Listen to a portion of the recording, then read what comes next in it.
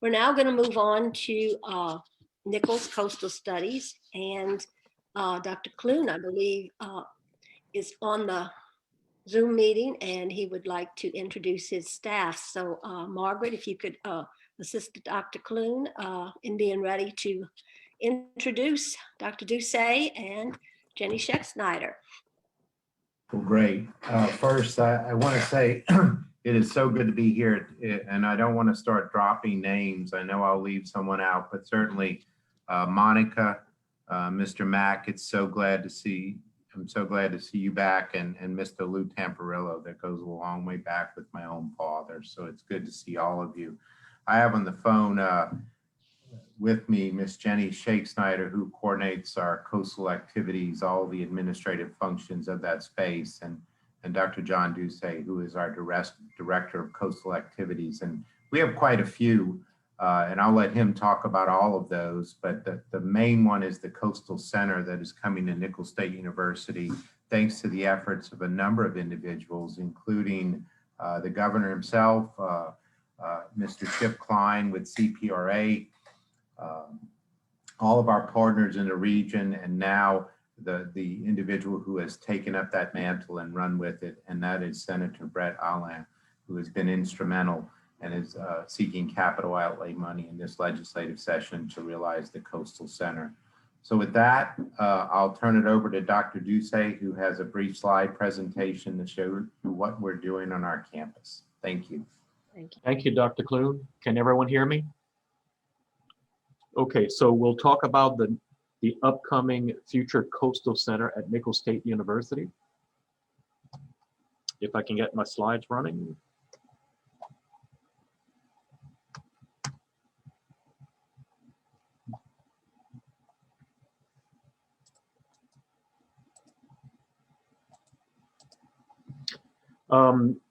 The Coastal Center is described in our planning document, which is publicly available. So Monica, maybe we can arrange a trade between your resilience document and our Coastal Center document after the meeting. That would be beneficial to both parties, I think.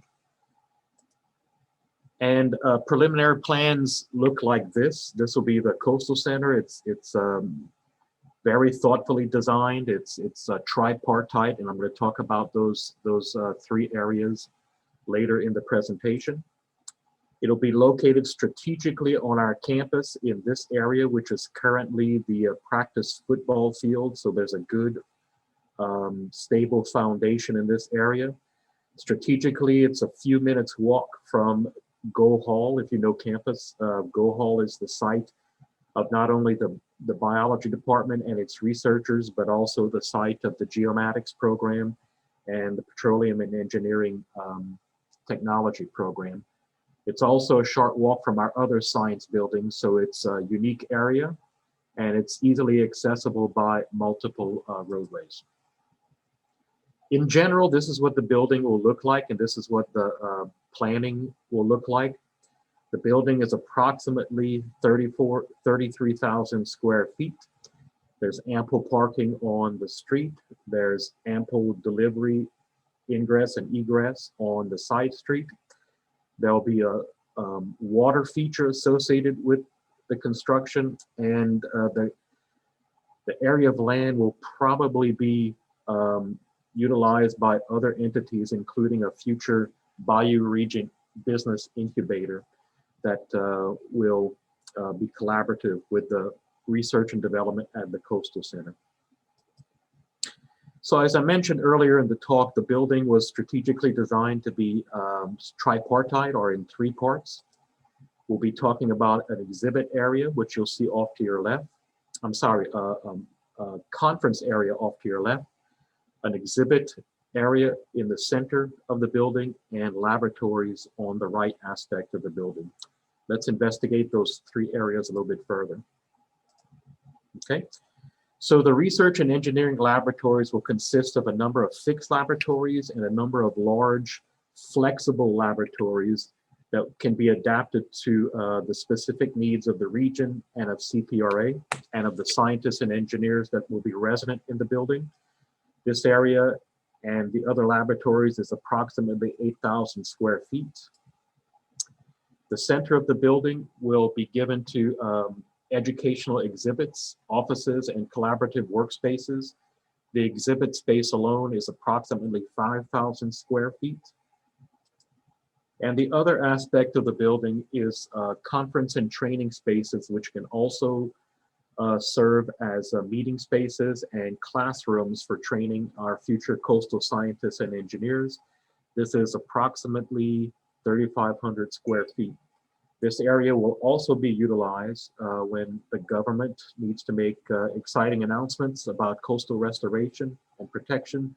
They can visit the Nichols campus, bring their cameras, bring the press, and we'll have a nice conference area waiting for them. In addition to the building, we'll have some sort of water feature. Here is illustrated as a large stormwater pound, which will help drainage on campus, but nonetheless, we'll have a walking area, a seating area, and some form of water exhibit on the property. The Coastal Center, we'll get back to it in a second, and we'll be happy to answer your questions, is part of what we call the larger coastal campus at Nichols, which consists of a number of components, which I'll briefly talk to you about. In addition to the Coastal Center, we have the two main campus science and technology facilities, which, if you're familiar with the campus, and I hope you are, consists of Go Hall and the former Beauregard Hall, which is now called the College of Science and Technology building. Those buildings house biology, chemistry, geomatics, and petroleum services, which including not only education, but all our research faculty as well. We have the Center for Bayou Studies, which deals with the integration of science and history and culture, which in this area, as well as yours, we find inextricable. We have the University Farm and the Coastal Research Station. We have the Fouchon Field Research Station, and we have a number of resident agencies that collaborate with us on campus, including BitNet, Restore a Retreat, the Future Bayou Business Incubator, and CTAC, or the Coastal Technology Assistance Center. So just a few words on each of those entities. Once again, the Center for Bayou Studies has been established about 10 years ago, and it studies the intersection of science and culture. When we talk about shrimp and petroleum, and we talk about the history of it and how the first oil well was established at Morgan City, we're talking about also the hundreds of oil wells that penetrated Golden Meadow and Leeville and so forth and established those industries. That's history and part of our culture, but it's also very importantly scientists, as our researchers have studied shrimp and oil for a long period of time. So the Center for Bayou Studies takes a look at that intersection, the history and culture, and how science pertain to it on campus, through campus. We also have a 277-acre university farm and field research station, and there are a number of activities that I'd like to share with you, major activities that are ongoing in this area. First of all, I'd like to mention the Maritime Forest Preserve and Coastal Seed Tree Nursery. We extract acorns from coastal areas in case of natural disasters and the obliteration of certain oak trees and other native species. And we plant these at the farm. So now we have not an unlimited supply, but we have a significant supply of saplings and acorns in case we need to replenish any of the maritime forests and native trees around the coastal areas. We also have work with the National Resource and Conservation Service on a native plant initiative and wetlands plant preserve on campus and at the farm. We also work with native plants and diversion growth performance, native and rare varieties of irises. We also, if you ever want to know about how garfish pertains to human health, we have a National Institute of Health grant to study garfish genetics. And so we have garfish pond culture and research on that property. A new exciting project is going to be a wetland simulation and nutrient reduction project whereby we'll flood part of an impounded part of the farm. We'll flood it with fresh water from the 40 Arpent Canal, which is the historical Bayou Falls and try to reduce the nutrients by letting them deposit in the land and pumping the fresher water back into the system. So that's under construction right now. And of course, we have both undergraduate and master's students that use the farm significantly for their coursework and their thesis research. In addition, off of the coast near Port Fouchon, we are the leasee of a Wisner plot leased from the city of New Orleans, where we also have a coastal research station that is, we have currently subleased to LUMCON. Our students and faculty members conduct research here, and this is a significant overnight area for large long-term projects. We have access to this laboratory, as well as the land and water surrounding the lease. So getting back to the Coastal Center and how it may pertain significantly to you folks in Morgan City, the state has mandated us to partner with CPRA to focus on creating a coastal center on Nichols' campus, similar to the Center for River Studies on the water campus in Baton Rouge, concentrating on projects, models, and displays of the Atchafalaya River and the Terrebonne and Atchafalaya basins. So we've established vision and mission and goals for the center, and some of the goals and some of the work that are going to be conducted in, in the future center include coastal and estuarine research and solutions, support for CPRA and Louisiana's Coastal Master Plan, wetlands, community resilience, and cultural conservation. And regarding resilience, we fully intend to be a good partner and collaborator with the Future Resilience Center over in Morgan City. So Catherine, if you have your whoop whoop sign, you can raise it again at this time. There you go, thank you very much.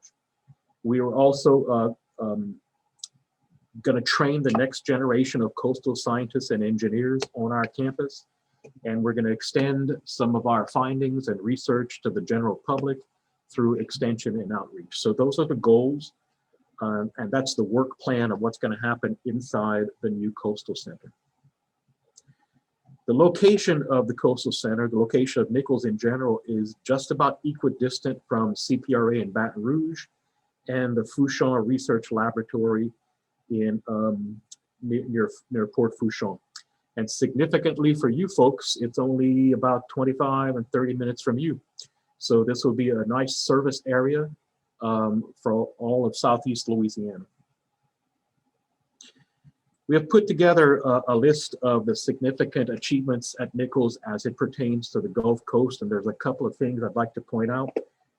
When we established Nichols and opened our doors in 1948, we measured that on historical maps that we were about 50 miles from the nearest Gulf coastline.